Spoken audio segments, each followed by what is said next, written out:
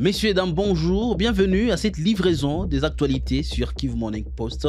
Un calme relatif est revenu à Uvira cet après-midi après une matinée marquée par des combats entre le FARDC des Wazalendo à Mulongwe, Kasenga et Kavimvira.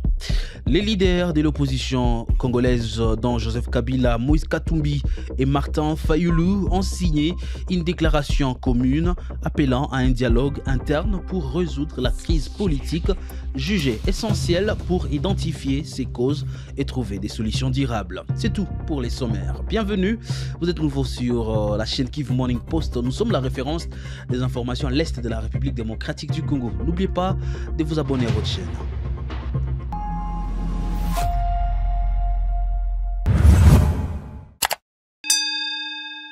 Commençons l'actualité du jour par la sécurité. Des tirs sporadiques ont été signalés à Uvira dans les sites Kivu. Tôt ces matins de jeudi, le FARDC s'affronte avec le Wazalendo pour le contrôle des positions stratégiques autour des chaînes du mont Mitumba. Deux coups de feu ont été entendus à Kasenga, Kiyaya et Kavimvira. Madame Lusambo Sindano de la société civile d'Uvira déplore des combats récurrents entre les FARDC et le Wazalendo dans les communes de Mulongwe et Kalundu. Toutefois, elle précise qu'un calme relatif est revenu dans l'après-midi et que les activités ont repris momentanément. Il a été joint au téléphone par Kivu Morning Post. C'est aujourd'hui matin et c'est pas seulement aujourd'hui. Ces derniers temps, il y a toujours des affrontements et les crépitements de balles entre les FARDC et les Wazalendo. Et même le matin, il y a eu des coups de balles vers la commune de Mulongwe, donc vers Kakombe, Kiyaya. Même, on a entendu ça même à partir de Mulongwe. Comme je viens de dire, c'est dans la commune de Mulongwe qu'il y a eu crépitement de balles entre les FARDC et les Wazalendo. Et c'est là, si je peux dire, et je confirme ce que vous venez de dire. Maintenant, je ne sais pas ce que je peux. Vous avez eu ça. Et actuellement, c'est calme. Hein? Actuellement, c'est calme. Mais c'était très tôt matin qu'on a pu entendre ces coups de balles. Et vers 8 heures, il y avait plus des échanges de coups de balle. Mais ce n'est pas seulement aujourd'hui, ça fait au moins autant de jours qu'on est entré, même dans la commune de Kalundu, vers le quartier Songo, Kabindula. Et là, on entend même les armes lourdes sont en train d'être retentis. Ok, merci. La veille, plus d'une centaine de policiers ont manifesté à Uvira dans les sites Kivu pour demander le paiement de leurs soldes impayés depuis 3 mois. Ils ont bloqué les routes avec des barricades perturbant la circulation dans la région. Les policiers se sont également rassemblés devant les cabinets du gouverneur intérimaire Jean-Jacques Elakano pour exprimer leur mécontentement. Après des discours avec le responsable de la police nationale congolaise, un compromis a été atteint. Cela inclut le règlement de plusieurs mois des salaires impayés pour le policier ayant fui l'AFC 1-23 à Bukavu. Suivez ici.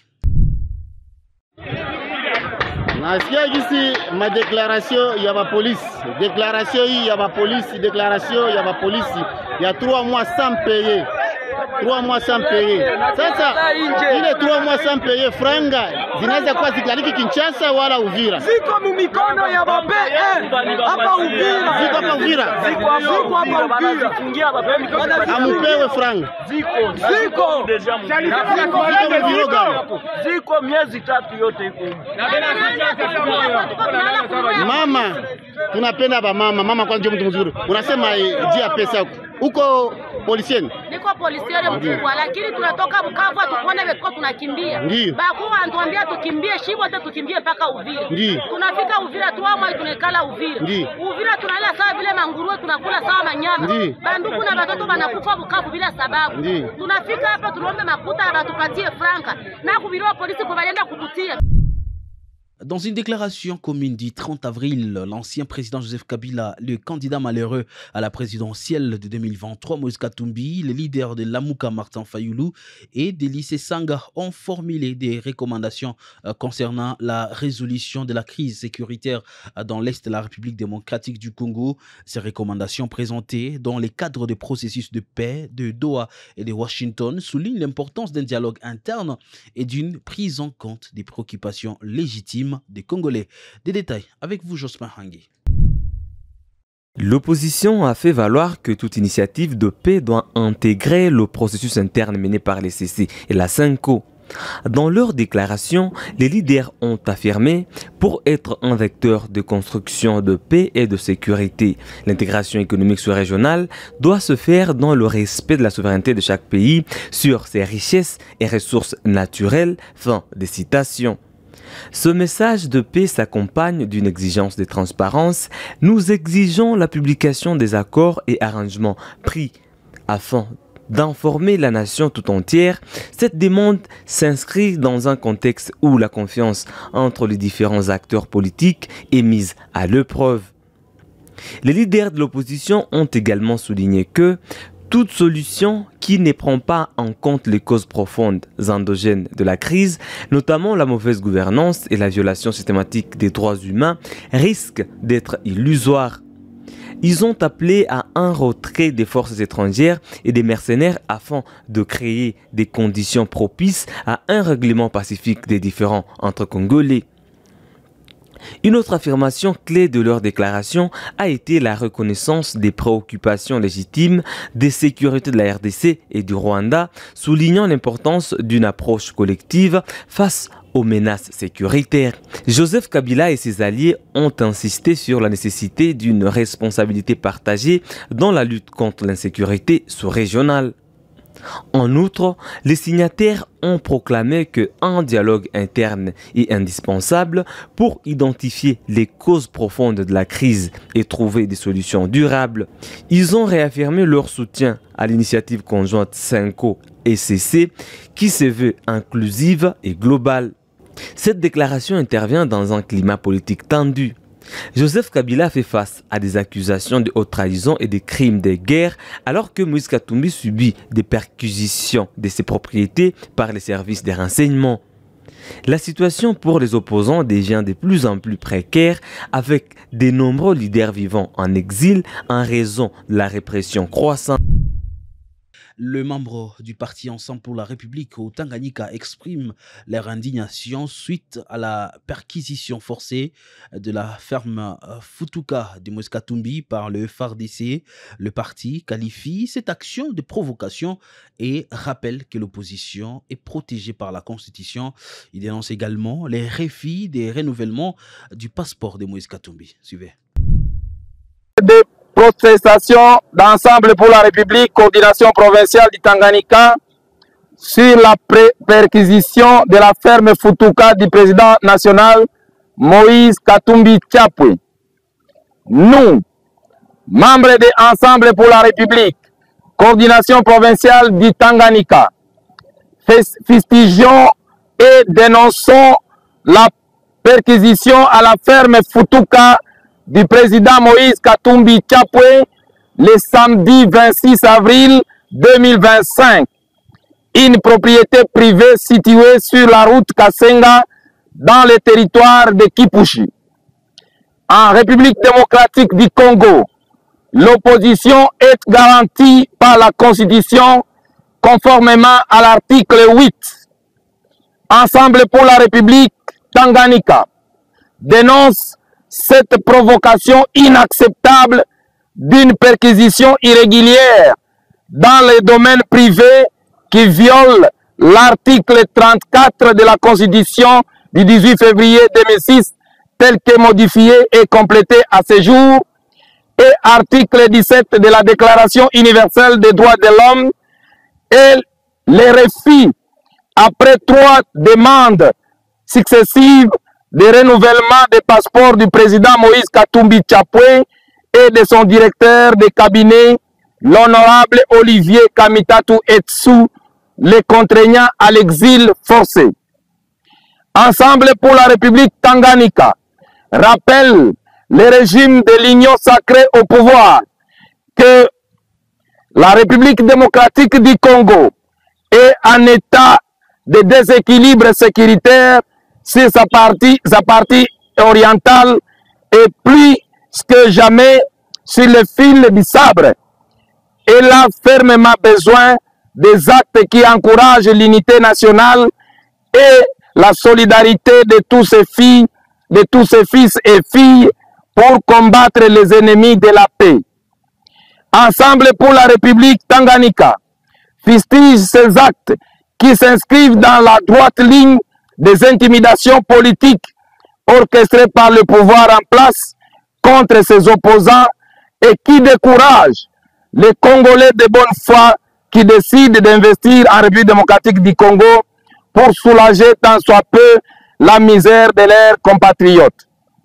Ensemble pour la République Tanganyika exige la fin de cette manœuvre intimidatrice illégale du régime de Kinshasa et exhorte le pouvoir en place à la protection des propriétés privées individuelles en protégeant les investissements privés sans distinction aucune. Ensemble pour la République, coordination provinciale du Tanganyika reste très engagée dans les valeurs démocratiques aux côtés de son président national, le bien-aimé Chairman Moïse Katumbi Chapwe, qui a opté de faire une opposition républicaine après le simulacre électoral de décembre 2023 pour la promotion du vivre ensemble dans l'unité, la paix, le développement de notre beau et riche pays. Tout le temps et toutes les énergies que l'actuel régime gaspille à traquer ses opposants ne font que détériorer le climat politique et nuire aux valeurs fondatrices d'un état de droit. Qu'on se le dise, on est fort ensemble, on est grand ensemble, on gagnera ensemble, ensemble, ensemble. À Goma, les opérateurs économiques du secteur de l'énergie doivent harmoniser leur tarification pour la population du chef-lieu du Nord Kivu et ses environs. Cette décision a été prise par le gouverneur des provinces lors d'une réunion le 30 avril 2025. Reportage, cellule des communications du gouverneur. Les opérateurs économiques du secteur de l'énergie électrique doivent désormais harmoniser leur tarification en faveur de la population de Goma et ses environs. Cette mesure est prise par le gouverneur de province du Nord Kivu qui a réuni ce mercredi 30 avril 2025 les opérateurs de ces secteurs qui œuvrent à Goma. Il s'agit notamment de la SNEL, Virunga, Nuru et Sokodé. Qu'est-ce que la population peut-elle attendre de cette rencontre? C'est la question que nous avons posée à Jules Simpeze Banga, qui est le directeur de la Régie provinciale des services publics de l'eau et de l'électricité. La réunion a porté essentiellement sur 4 points. Des points bien sûr qui concernent les opérateurs du secteur de l'électricité. Il a d'abord parlé des coûts de l'électricité, donc les tarifs de consommation d'électricité. Il a parlé des frais d'accès au réseau qui ont un impact sur la desserte en électricité dans la ville. Il a aussi parlé de certains compteurs, de certains opérateurs qui ne sont pas fiables, qui au finish préjudicient les consommateurs. Et à la fin, il a parlé des zones de concession, des périmètres de concession que les opérateurs ont acquis avec le gouvernement. Il a insisté sur le fait qu'un opérateur qui a un espace donné doit satisfaire aux besoins de la population se trouvant dans cette zone. Et il a aussi parlé de l'éclairage public, que les opérateurs sont obligés de mettre sur les artères qu'ils occupent pour contribuer aussi à la sécurité. Et ces opérateurs, si ce n'est pas un secret, qui sont-ils? Ce sont les opérateurs que nous avons ici dans la ville de Goma. Il y a bien sûr la SNEL, il y a Virunga Énergie, il y a Sokode et Nourou. Notons que le vice-gouverneur chargé de l'économie, finance et développement, Amani Bahati Shadrack, a donné 48 heures aux concernés pour apporter des résultats concrets. Et puis tous les opérateurs des taxis, motos, voitures, minibus, camions de transport de marchandises, camions, bennes et citernes dans les zones contrôlées par l'FC123 doivent se faire identifier au bureau d'enregistrement et du développement BED à Goma. Ces décisions proviennent de la note circulaire signée par le gouverneur Bahati Musanga Erasto le 30 mars 2025. Suivez. Mesdames, Mesdemoiselles et Messieurs, bonjour. Voici la note circulaire numéro 01/012 /G-NK 2025 du 30 avril 2025 relative au lancement officiel du bureau d'enregistrement et de développement en province du Nord-Kivu, BED en sigle. À l'intention des opérateurs économiques tous, mesdames et messieurs, l'AFC123 a l'honneur de vous annoncer le lancement officiel du Bureau d'enregistrement et du développement BED en sigle, une initiative nationale visant à l'enregistrement, au suivi, au développement des entités du secteur privé. Dans ce cadre, toutes les entreprises et personnes physiques exerçant des activités commerciales dans les zones libérées par l'AFC123 au Nord-Kivu, y compris tous les propriétaires de taxis, motos, voitures et minibus, camions de transport, des marchandises, camions bennes et citernes, ainsi que les exploitants des véhicules lourds et le service d'assurance sont tenus de se présenter au site d'enregistrement du BED, situé au numéro 098 sur boulevard Lina Lucie, quartier Les Volcans, commune de Goma, ville de Goma, en province du Nord-Kivu.